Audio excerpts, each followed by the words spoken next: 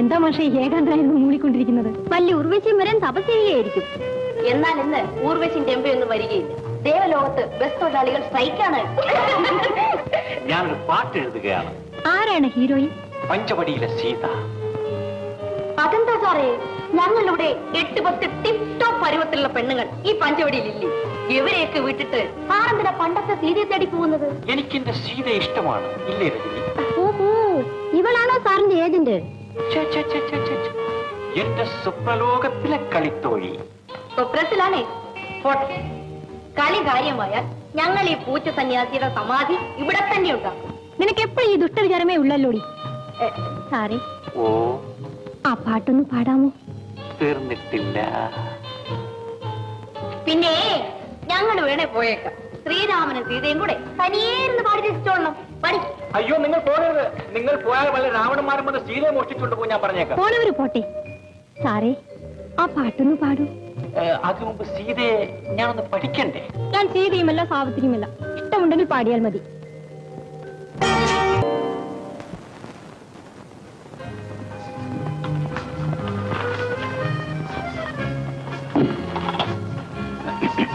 എന്താ? ഒന്ന് കാണാൻ വന്നതാണ്. കണ്ടില്ലേ? ഒരു കാര്യം പറയാനുണ്ട്. ഇരിക്കൂ. കസേരയിലിരിക്കൂ. ഇങ്ങനെ അധികം വിനയം കാണിക്കുന്നവരാണ് ലോകത്തിലെ ഏറ്റവും വലിയ കള്ളന്മാർ. ഞാൻ വലിയ ആളുകളുമായി പരിചയപ്പെടുന്നതും പഴകുന്നതും ഇത് ആദ്യമായിട്ടാണ്. പിന്നെ ഒരു അത്യാവശ്യ കാര്യം പറയാനുണ്ട്. ദേഷ്യപ്പെടരുത്. മുഖവരി ഒന്നും വേണ്ട, കാര്യം പറയും. എനിക്ക് അഡ്വാൻസ് ആയി ഒരു 50 രൂപ കിട്ടണം. വീട്ടിലേക്ക് അയക്കാൻ.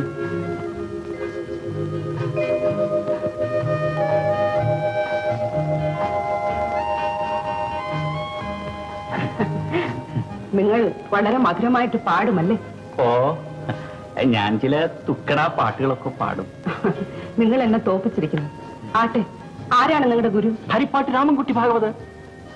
നമ്മുടെ അഡ്വാൻസിന്റെ കാര്യം. ജീവിതത്തിൽ ഞാൻ ആദ്യമായി ഇഷ്ടപ്പെടുന്നത് നിങ്ങളുടെ പാട്ടാണ്. ജീവിതത്തിൽ ഞാൻ ആദ്യമായി അഡ്വാൻസ് ചോദിക്കുന്നത് അവിടത്തോടാണ്. മാസ്റ്റർക്ക് ഇവിടെ താമസവും ജോലിയൊക്കെ സുഖമാണോ? പരമസുഖം. പഞ്ചവടിയല്ലേ? പക്ഷെ ഒരു കുഴപ്പം.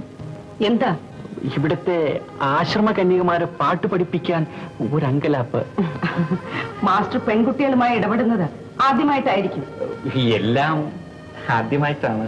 മാസ്റ്റർ, ഈ വേഷമൊക്കെ ഒന്ന് മാറ്റി നല്ല ടിപ് ടോപ്പായി നടക്കണം. അങ്ങനെയുള്ളവരാണ് എനിക്കിഷ്ടം.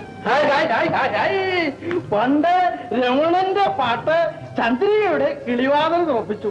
അപ്രകാരം മാഷയുടെ പാട്ട് മഹേഷിയമ്മയുടെ കവാടങ്ങളിൽ ചെന്ന് ഇങ്ങനെ മുട്ടിട്ട് അങ്ങനെ ഭ്രമണം നടത്തുകയാണ്.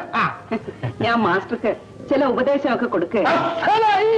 മാഷേ, ഒരു സ്ത്രീ മനസ്സ് തെളിഞ്ഞ് ഒരു പുരുഷനെ അങ്ങോട്ട് ഉപദേശിക്കുന്നതിരിക്കട്ടെ.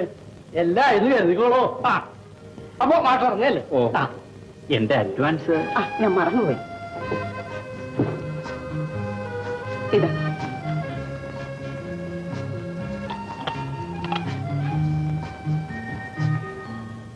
മഹേശ്വരമ്മേ, നവാബ് സുൽത്താൻ ബഹദൂർ നമ്മുടെ പഞ്ചവടി സന്ദർശിക്കുന്നുണ്ട്.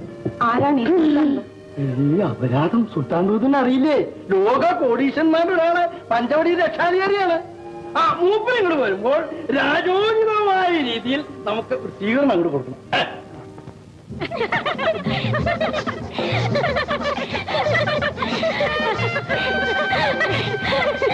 ഇത് ഞങ്ങൾ മാറ്റി വിടുകയില്ല. അഡ്വാൻസ് പൈസ ദിവസമല്ലേ? ഞങ്ങൾക്ക് എല്ലാവർക്കും കൂൾ ഡ്രിങ്ക്സ് വാങ്ങിച്ചു തരണം. അയ്യോ, വാങ്ങിച്ചുതരാം. ഈ പിടി ഒന്ന് വിട്ടാട്ടെ, ഞാൻ എന്ത് വേണോ വാങ്ങിച്ചു തരാം. കുഞ്ഞെ, 4 ഗോൾഡ് സ്പാട്ടും 1 ഗ്ലാസ് പച്ചവെള്ളവും തന്നാട്ടെ. ആർക്കാ സാറേ പച്ചവെള്ളം? എനിക്കാ പച്ചവെള്ളം. ഒന്ന് പിടിച്ച് ചെലവാക്കിയെങ്കിലേ വീട്ടിലേക്കാൻ വല്ലതും കാണത്തുള്ളൂ. സാറേ, ഇപ്പൊ തന്നെ ഇങ്ങനെ ഫിസ്റ്റ് കാണിച്ചാൽ കല്യാണം കഴിഞ്ഞാൽ പിന്നെ എങ്ങനെ ജീവിക്കും? പിന്നെ 3 നേരം പച്ചവെള്ളം പാട്ടും തന്നെയായിരിക്കും.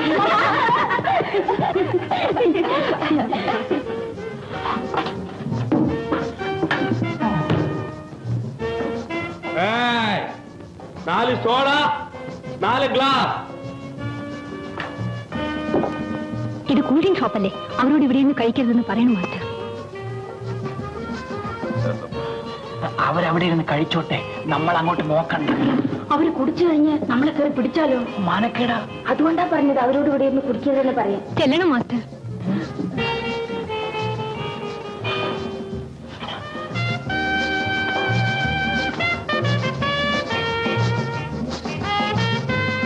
മാന്യരെ, ഇത് ശീതളപാനീയക്കടയാണ്. ഇവിടെ പല മഹനീയന്മാരും വരുന്ന സ്ഥലമാണ്. ഇവിടെ ഇരുന്ന് ഇങ്ങനെ പരസ്യമായി മദ്യപാനം കുടിക്കുന്നത് സഭ്യമല്ല. എടോ, ഞങ്ങളെ അറിയാമോ? അടി കൊള്ളണ്ടെങ്കിൽ പൊറ്റോ.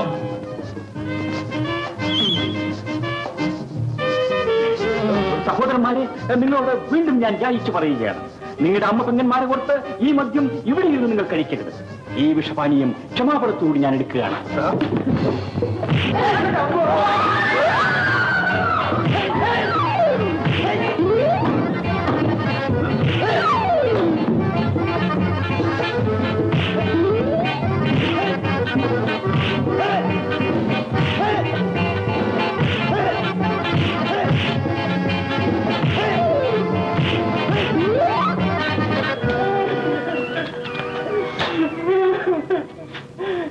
അയ്യോ, അമ്മമാര് ഭയങ്കര തെമ്മാടികളാ. നമ്മൾ വിചാരിച്ച മാതിരി തന്നെ നമുക്ക് പോയാ. നാണമില്ലല്ലോ ഇങ്ങനെ അടിയും കൊണ്ട് നില വിളിച്ചോണ്ട് വരാന്. സാറിന് ആണാണോ? ഇത്ര പേടിക്കൊണ്ടെന്നാണെന്ന് അറിഞ്ഞു തന്നെ ഞങ്ങൾ സാറിന്റെ കൂടെ വരില്ലായിരുന്നു. സാർ ഇത്ര മരങ്ങോടനായി പോയല്ലോ. ഇത്രയും പേര് അടിച്ചിട്ട് ഒരു അടിയെങ്കിലും തിരിച്ചടിച്ചില്ല. അയ്യോ, ഞാൻ തിരിച്ചടിച്ചു, ദൈവസത്യമായിട്ട് തിരിച്ചടിച്ചു. പക്ഷെ അവന്മാർ അടിച്ച ഭാഗത്ത് ഞാൻ അടിച്ചത് നിങ്ങൾ കണ്ടില്ല. ഓ, പൊങ്ങച്ചം പറയുന്നത് കേട്ടില്ലേ? സാറേ, എന്തിനാ ഈ നീച്ച വെച്ച് ഇരിക്കുന്നത്? ഒരു അടിയെങ്കിലും അടിച്ചിരുന്നെങ്കിൽ ഞങ്ങൾക്ക് എത്ര അഭിമാനമായിരുന്നേ. ആ, പിടി, പിടി.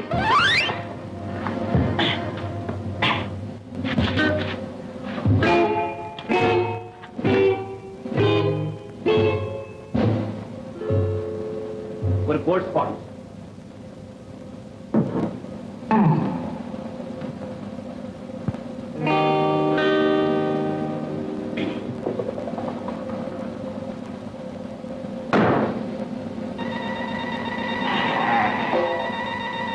ആരാടാ എന്നെ അടിച്ചത്?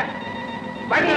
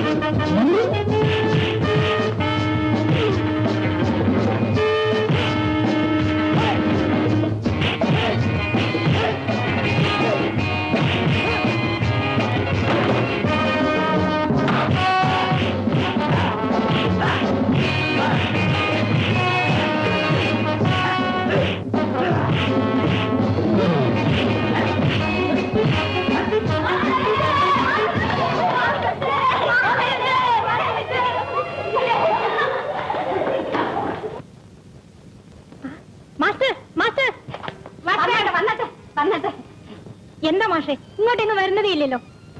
സ്ത്രീകൾ തനിച്ച് താമസിക്കുന്ന മുറിയിൽ വരുന്നത് ശരിയല്ല എന്ന് വിചാരിക്കും. അതിന്റെ കണ്ടീഷൻ ഞങ്ങൾ എന്തോ വശപ്പഴയായിട്ട് ജീവിക്കുന്നവരെന്നാണല്ലോ. അയ്യോ, അങ്ങനെയൊന്നുമല്ല. കണ്ടാൽ കൊള്ളാവുന്ന അമ്മയും മകളും തനിച്ച് താമസിക്കുന്ന മുറിയിൽ ഒരു അന്യപുരുഷൻ പ്രവേശിച്ചാൽ അത് പൊതുജനമധ്യത്തിൽ തെറ്റിദ്ധാരണ ഉണ്ടാക്കി. മതി മതി, ഇഷ്ടമുണ്ടെങ്കിൽ എവിടെയും പോകാം. പറയുന്നവർ പറയട്ടെ. മാഷി ഇരുന്നാട്ടെ. സാറേ, ഞാനൊന്ന് ചോദിക്കട്ടെ. ആരാ സാറേ ഈ ഹരിചന്ദ്രന്റെ മാതിരി ശീലാവതിയെ പോലും ജീവിക്കുന്നത്? ഒരു കുഞ്ഞുമില്ല. എന്റെ നോട്ടത്തിൽ നിങ്ങൾ നല്ലവരാണ്. ഞാൻ അത്ര നല്ലവളൊന്നും അല്ല സാറേ. മറ്റുള്ളവരെ പോലുള്ള തെറ്റുകുറ്റങ്ങളൊക്കെ എനിക്കും ഉണ്ടായിട്ടുണ്ട്. ദൈവമേ, ലോകത്തിൽ വെച്ച് ഏറ്റവും വലിയ സത്യം ഞാനിപ്പോൾ കേട്ടു. ഈ അമ്മ ഒരു വായാടിയാണ്. പെണ്ണുങ്ങളെ കുറിച്ച് രഹസ്യമൊക്കെ വേണം. നീ ഒന്ന് ചുമ്മാതിരിടി. രഹസ്യം ഏതാണെന്ന് എനിക്കറിയാം. നമ്മളിവിടെ ചേർന്നു.